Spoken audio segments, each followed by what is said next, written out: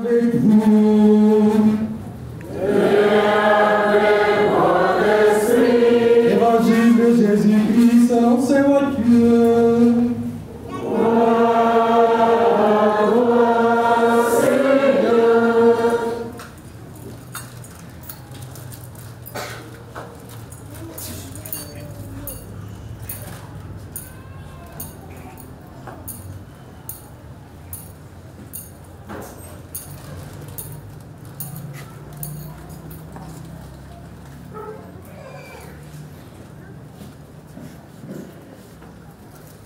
En ce temps-là, Jésus disait à ses disciples, « Ce que vous faites pour devenir des justes, évitez de l'accomplir devant les hommes pour vous faire remarquer. Sinon, il n'y a pas de récompense pour vous auprès de votre Père qui est aux cieux. Ainsi, quand tu fais le monde, ne fais pas sonner la trompette devant toi, comme les hypocrites qui se donnent un spectacle dans les synagogues et dans les rues, pour obtenir la gloire qui vient des hommes. Amen, je vous le déclare, ceux-là ont reçu leur récompense. Mais toi, quand tu fais le monde, que ta main gauche ignore ce que fait ta main droite, afin que ton aumône reste dans le secret, ton Père qui voit dans le secret te le rendra. Et quand vous priez, ne soyez pas comme les hypocrites. Ils aiment à se tenir debout dans les synagogues et au carrefour pour bien se montrer aux hommes quand ils prient. Amen, je vous le déclare. Ceux-là ont reçu leur récompense. Mais toi, quand tu pries, retire-toi dans ta pièce la plus retirée, ferme la porte et prie ton Père qui est présent dans le secret. Ton Père qui voit dans le secret te le rendra. Et quand vous jeûnez, ne prenez pas un air abattu comme les hypocrites. Ils prennent une mine défaite pour bien montrer aux hommes qu'ils jeûnent. Amen, je vous le déclare, ceux-là ont reçu leur récompense. Mais toi, quand tu jeûnes, parfume-toi la tête et lave-toi le visage. Ainsi, ton jeûne ne sera pas connu des hommes, mais seulement de ton Père qui est présent au plus secret. Ton Père qui voit au plus secret te le rendra. Acclamons la parole de Dieu. Louange à toi, Seigneur Jésus.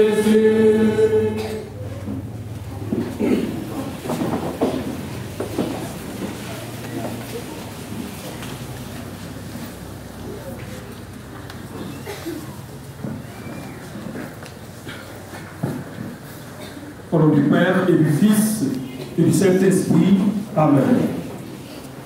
Chers frères et sœurs, en union avec notre mère l'Église, nous entrons aujourd'hui dans ce temps fort qu'est le carême. Tant qu'il se veut un moment particulier où chacun est appelé à redécouvrir la splendeur de l'amour de Dieu pour lui. Un temps de redressement spirituel, un temps où nous sommes invités à ne pas nous lasser de faire le bien, comme nous le rappelle la lettre aux Galates. C'est donc un temps favorable pour semer le bien en vue d'une récolte fructueuse. Les piliers du carême, que sont la prière, le jeûne et l'aumône, nous sont donnés pour nous aider à y parvenir, car le jeûne prépare le terrain, la prière l'irrigue, la charité le féconde. Frères et sœurs, les événements de la vie quotidienne nous font découvrir la précarité de l'existence humaine. Il ne faut pas être savant pour constater que notre monde va mal. Le désir de puissance, la folie de la guerre, les souffrances liées à la solitude, souffrances liées à l'exclusion, à la course au pouvoir et à l'argent, qui, au lieu de nous rapprocher de Dieu, nous en éloignent. Tout ce mal nous dépasse et risque, si nous ne faisons pas attention, de nous emporter. Dès lors, l'invitation du prophète Joël, qui nous dit « Revenez à moi, déchirez vos cœurs, non pas vos vêtements », cette invitation qui est un impératif catégorique, se veut urgente et pressante en ce moment particulier. Déchirer son cœur, chers amis, c'est prendre une décision ferme et mûre, une décision réfléchie pour lutter contre le mal, ce mal qui gangrène notre monde et qui nous éloigne de plus en plus de Dieu. Tout à l'heure, nous allons recevoir les cendres. Quand je suis arrivé ici, j'avais même peur, je pensais qu'il y avait quelque chose qui se passait là. Et j'ai vu tant de monde, au monde que je n'ai jamais rencontré ici dans cette église. C'est vrai qu'il y a des moments où l'église est pleine, mais aujourd'hui vraiment, c'est... Je ne critique pas, je suis très content de voir ce monde-là. Et je prie que chaque dimanche, que nous puissions être là. Il ne faut pas venir seulement pour prendre les cendres. Parce que les cendres, les cendres ont leur signification. Ce n'est pas un gris-gris comme j'ai l'habitude de le dire aux gens. Les cendres ne sont pas un gris-gris. Je me rappelle, quand j'étais encore plus jeune, à Oussouy, qu'on prête. Je me rappelle qu'il y a des gens qui ne sont pas arrivés qui n'ont même pas assisté à la messe. Ils n'étaient pas là. Ils sont arrivés à la fin de la messe. Et puis, ils m'ont fait des histoires parce que tout simplement, ils m'ont demandé les cendres. Je leur ai dit, bon, allez dans la sacristie, débrouillez-vous là-bas. Parce que moi, j'ai fini ma messe. Je ne peux pas distribuer les cendres à des gens qui ne sont pas venus à la messe. Alors, je pense qu'ils m'avaient voulu pour le reste de tout mon passage à Oussouy. Bon, c'est pour dire que les cendres ont une signification que je vais vous donner tout à l'heure. Ces cendres nous rappellent notre finitude. Ces cendres, c'est un signe de pénitence qui nous rappelle notre fragilité. Nous voulons marquer notre profond désir de revenir au Seigneur en éradiquant le mal de notre vie. Étant marqué de ces cendres, nous engageons à faire cet effort d'éradiquer le mal en nous, de lutter contre le mal en nous. Revenir au Seigneur suppose que nous étions déjà proches de lui et que progressivement nous nous sommes éloignés. Nous avons créé une certaine distance avec le Seigneur. Nous nous sommes éloignés de lui par notre vie non conforme à l'Évangile, par la vie de nos péchés. Et nous le savons, le péché crée 4 brisures. Brisure avec Dieu, brisure avec le prochain, brisure de nous-mêmes et la nature.